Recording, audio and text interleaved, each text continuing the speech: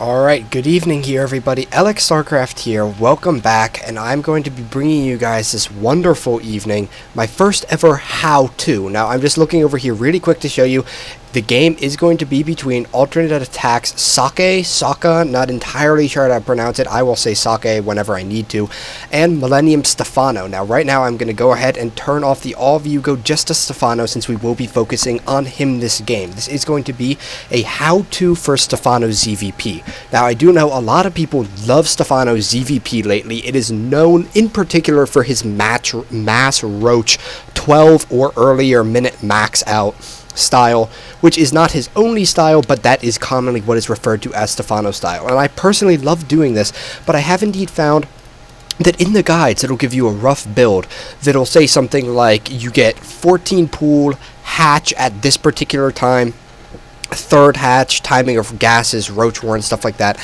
It leaves a lot of things out, such as what you're doing with creep spread, queens, zerglings, overlords, a lot of different stuff like that. And so what I'm going to really do is take note of that in this game and of course go over the basic build. So we're just going to go ahead and watch what Stephano's doing. Of course, he did go for the standard early timing. He did build an overlord there and then cancel it. Not entirely sure why. Not going to read too much into it. He does go for that 14 pool, though. Take note of that. And one thing I want to go ahead and say really quick, as he sends this overlord out to his expansion, which you should always do, at least over it, just so you can see if there's any kind of pylons being thrown down by your ramp behind your minerals, anything weird like that. So he's going to go ahead, send this drone out here to try and get that expansion, and of course Saka is going to block it for as long as he can, and there he throws down a pylon, which Stephano immediately starts attacking with this drone. This is something he does almost game to game. He will attack this with the drone, and he waits for his spawning pool to finish. Now, you will note something very key in a second.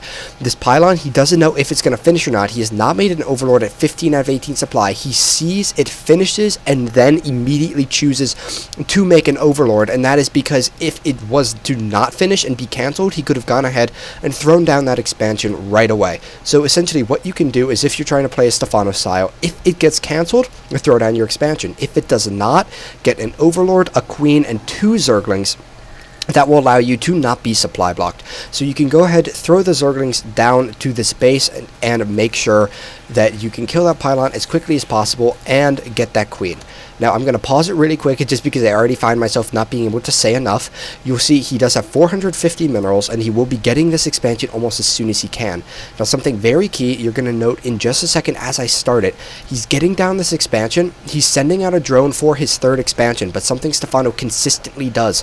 You'll see he has a 2nd queen here, of course injects with this as soon as possible, sending these zerglings out to look at the probe and whatnot, but he does have this drone grab the expansion, but not before getting a 2nd queen. That is very key. His style is to essentially get a queen or get 3 queens as soon as possible. So you will be seeing what he does do with the queens very soon. He does some very specific transferring and a little bit for creep spread. And of course you see this whole time he is droning up. So we do have the overlord on 24, the queen just coming out, and you'll see what immediately has it does. He sends down a few drones, he sends over this queen and go ahead, makes the creep tumor, and then sends the queen down to his natural. I'm not sure exactly why he sent down these drones. Again, not going to read too much into a lot of that. And he goes ahead, he starts the 3rd queen immediately. This game, he chooses to do this in his main, but from game to game, as you look, he will choose to do it in his main, he will choose to do it at his 3rd, and I'm going to pause again really quick. You see what he does have these 2 zerglings, which he opts to get this game on each cell like a watchtower. And of course this overlord sitting over his opponent's expansion, so he can see everything that is going on. He can see, to show you really quick, something has to leave through there, so he will go ahead, be able to see everything that leaves the base. So you do see this expansion is about to get up. He has the zergling chasing the probe, and the 3rd expansion is a good bit of the way done, with the 3rd queen in production at Stephano's main base. And as you see, he is spreading the creep. So that is, of course, a very important thing to do. So this expansion right here is about to finish, and of course, drones the entire while. He does now get unsupply blocked, and he builds 2 drones more immediately. So as soon as he has enough money and larva, we will undoubtedly see the overlord go down, because of course you don't want to be supply blocked. So of course what he does is, this time, he actually opts to send this first queen he built down to his third and let this queen spawn here. Now I would imagine this is probably simply because of the fact, of course I'm not claiming to know exactly what Stephano's thinking, but I would imagine it is because this queen will get there closer to the timing when his hatchery finishes, and this inject is going to finish after the queen does, so he's not going to miss a beat on injects. He's just making sure he gets those as soon as possible for maximum larva and hence maximum droning. So there is that queen. We will see it is out in time for it to inject. So he does go ahead and inject as soon as that finishes. And then normally what guides will say is they will say get your gases around 44 food.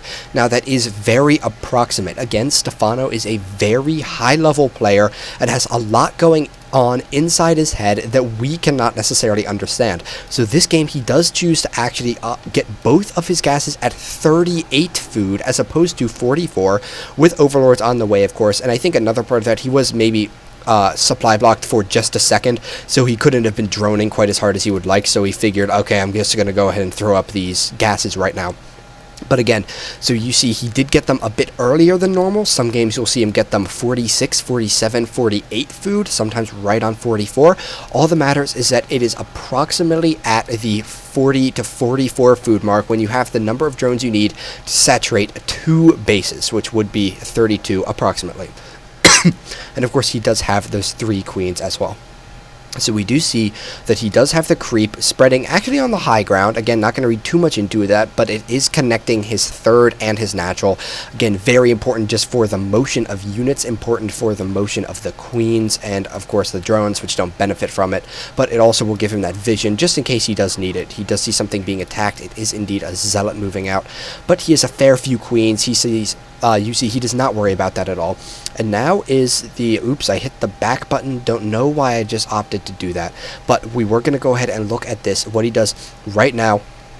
Right around, again, around the 7-minute mark is when you throw down your roach horn and your evolution chamber. And then with your first 100 gas, which you see he does have now, it is not immediate, but of course everyone has a bunch of things they're focusing on. He's probably focusing on this zealot. And what he does with your first 100 gas will go into your lair tech, which should be going up just a little bit after your evolution chamber and your roach warrant. And there it is, right there. And so you see he's still just droning.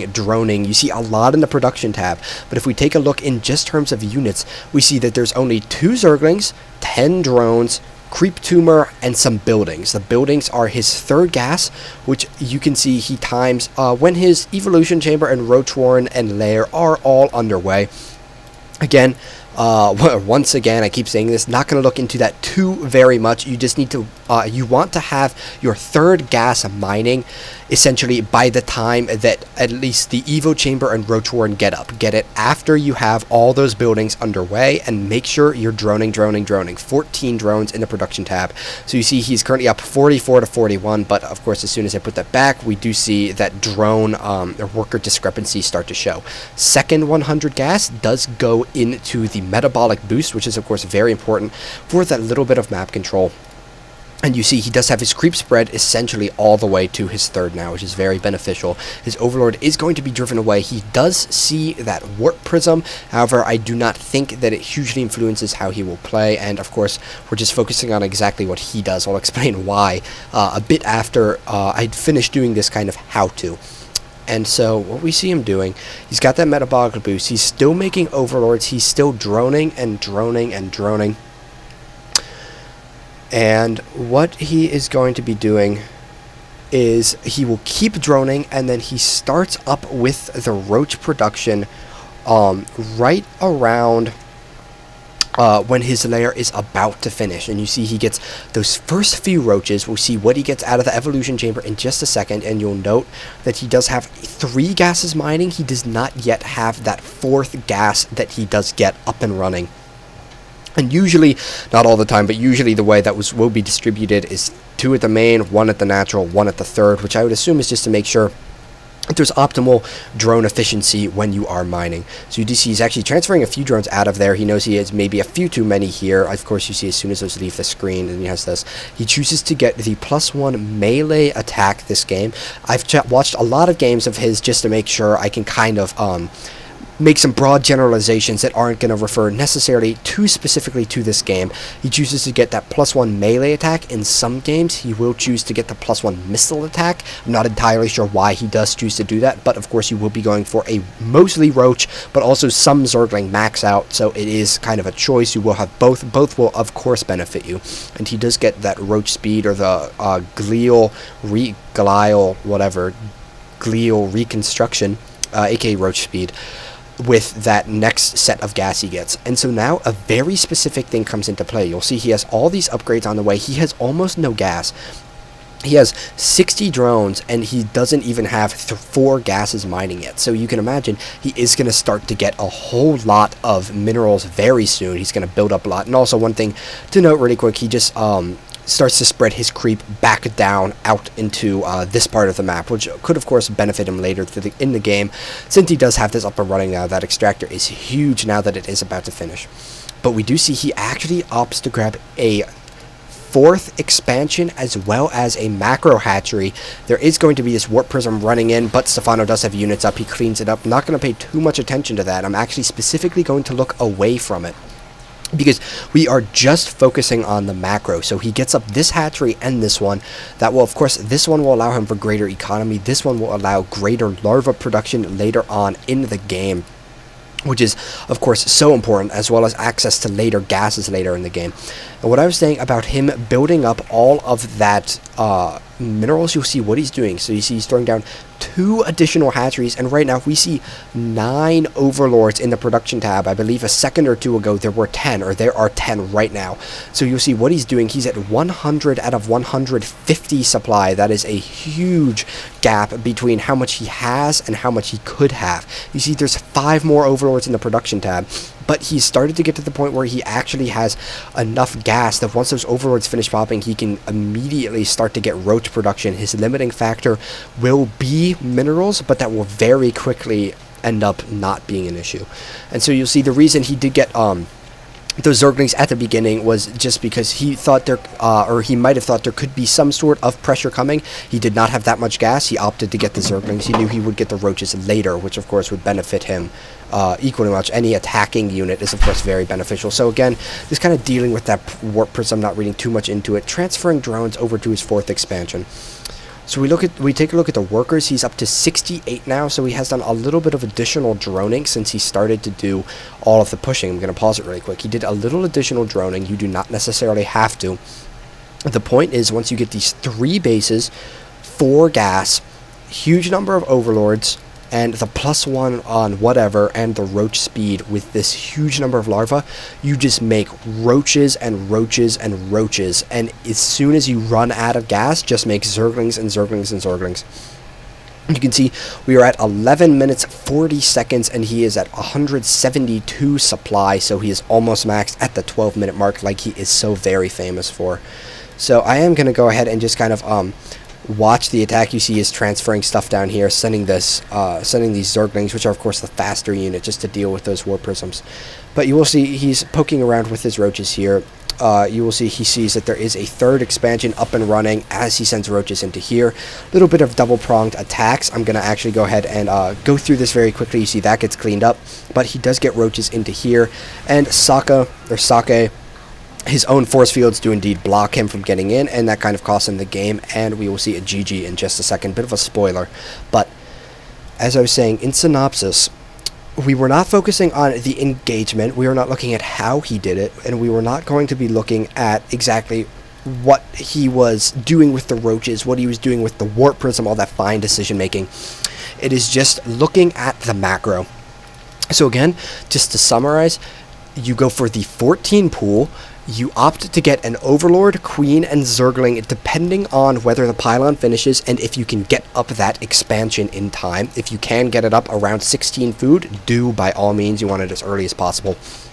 You get your third expansion after your second queen is on the way.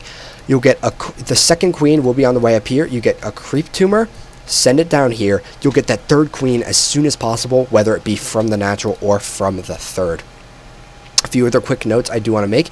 You will only get very few Zerglings, 2 to 4 Zerglings at a given time. Those will be, of course, used for control of the Xel'Naga towers, which on this map grants you access to the whole center of the map. And of course, the overlord positioning is very key. This is something that is map specific. Now, the one last thing I will note is Stephano does not always do this build. Occasionally, he will use that huge amount of drones he has to transition into a very quick, high power, late game, huge swarm-like Zerg scenario. I do not entirely know what it is that will tell him to transition into that or not. I'm not going to pretend I do, but this, for what it's worth, is the ZvP Stephano build. So I thank you all for watching. I hope you learned something. Post in the comments if you have any questions, and I will answer them as soon as I can, very willingly. And I hope all of you have a wonderful evening.